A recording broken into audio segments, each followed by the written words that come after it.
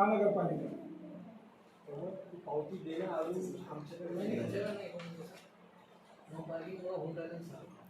आणि दुसरी गोष्ट परवानाधारक रिक्षा ज्यावेळेस थांबवली त्याची कागदपत्राची पण तपासणी व्हावी. त्याच्यात तो दोषी नसला तरी गाडी सोडून देण्यात येईल. त्याला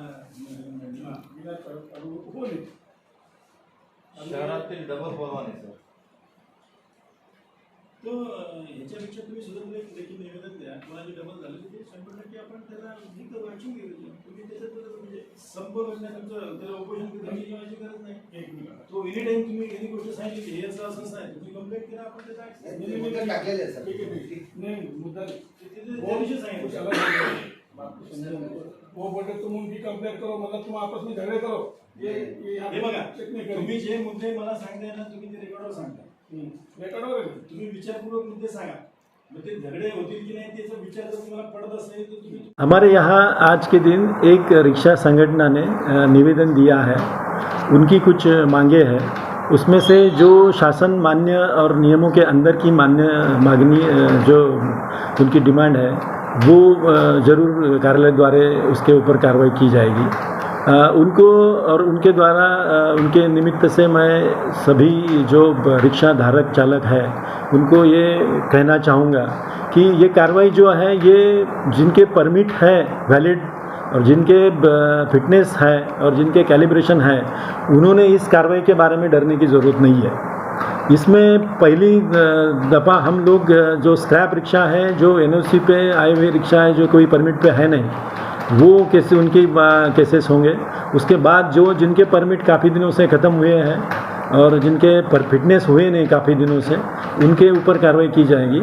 और इस मुहिम द्वारा जो सही मायने में जो परमिट धारक है, जिनके परमिट वैलिड है और जिनके फिटनेस वैलिड है और जिनके कैलिब्रेशन हुए हैं, उनको न्याय मिलेगा, ऐसा मेरा मानना है. सर अभी नए परमिट जो इश्यू हो रहे हैं तो उसकी फ़ीस ऑटो ड्राइवर बता रहे कम से कम 10 से 12 हज़ार रुपये है.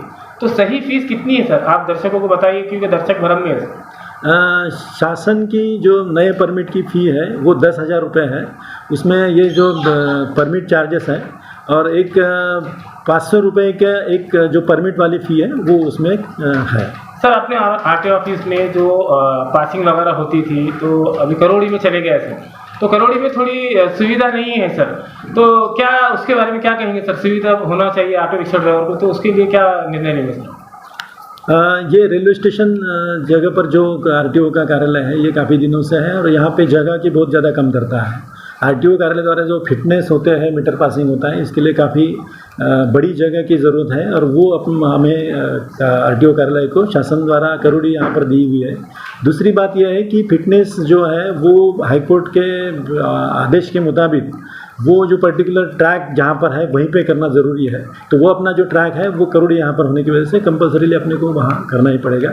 और दूसरी बात रही कि जो मीटर पासिंग है उसके लिए भी एक लंबा चक्कर लगाने के लिए प्लेन जगह चाहिए, वो भी अपनी करोड़ी में है.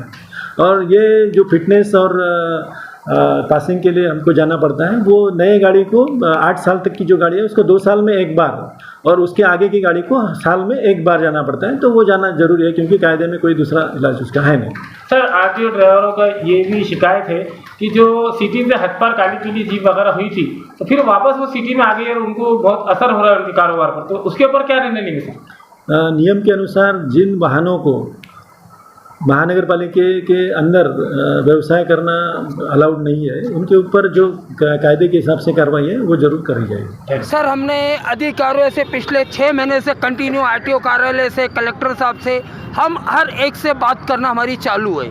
हमारा सबसे बड़े जो 10 मुद्दे हैं तो 10 मुद्दों के अंदर आरटीओ साहब बोलते, पुलिस खाता बोलते कि गाड़ी आप क्लियर करो. जो गाड़ी क्लियर करने के लिए हमको 2 से 2,500 रुपये खर्चा आता, लेकिन आज की तारीख में वो गाड़ी क्लियर करने के लिए हमको 10 से 15,000 रुपये खर्चा आता है.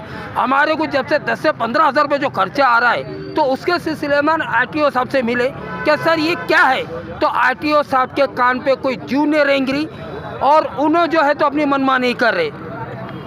उसके अंदर सबसे बड़ा जो मुद्दा है पासिंग को लेकर, जो पासिंग का जो मुद्दा है, पासिंग एक बार नहीं होती है तो पुलिस भी उसका ही फाइन करता है और आरटीओ भी उसका ही फाइन कर रहा है. सर आरटीओ यूनियन अलग अलग है, तो क्या सब यूनियन एक साथ है आज यहाँ पर? औरंगाबाद की जितनी भी यूनियन है अब सब एक प्लेटफॉर्म पे आके एक ही मिशन लेके आगे फाइट करने के लिए तैयार है। बहुत से ऑटो रिक्शा ड्राइवर की शिकायत है कि जो 15,000 की 20,000 की पावती मिलती है ऑनलाइन, जी तो वो कम से कम कोर्ट से होना चाहिए। तो क्या आपने कभी मांगनी की है इस बारे में? बिल्कुल, हमने इसके लिए मांगनी की है। महाराष्ट्र के मुख्यमंत्री श्रीमान शिंदे साहब के साथ में हम पर्सनली मिलके इसके ऊपर हमारी डिस्कस हुई है, जिसके अंदर औरंगाबाद के कलेक्टर साहब को, औरंगाबाद के आरटीओ कार्यालय को उन्होंने क्लियर कट बोल के गए थे कि इनका हवाल सादर करा, मुझे जल्द से जल्द इनके लिए फैसला लेना है। अभी जो आप यहाँ आंदोलन के लिए बैठे हैं आरटीओ ऑफिस में, कार्यालय में यहाँ जी। पर, तो आपकी मांगनी पूरी नहीं होती है तो उसके आगे खत्म क्या रहेगा आपको? पूरा महाराष्ट्र बंद करेंगे, एक साथ पूरा महाराष्ट्र बंद करेंगे।